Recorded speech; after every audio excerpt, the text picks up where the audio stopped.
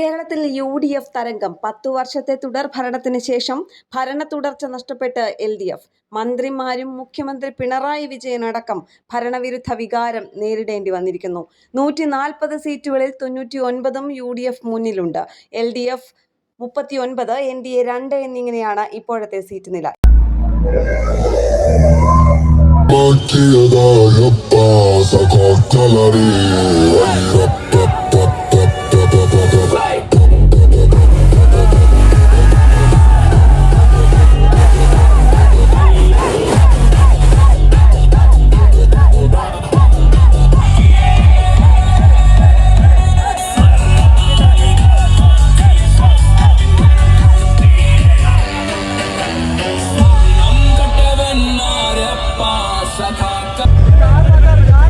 പിറവത്ത് VD Satheesan മുന്നിലാണ്. ധർമ്മടത്ത് ആദ്യം പുറകിലായെങ്കിലും പിന്നീട് മുഖ്യമന്ത്രി പിണറായി വിജയൻ മുന്നിലായി.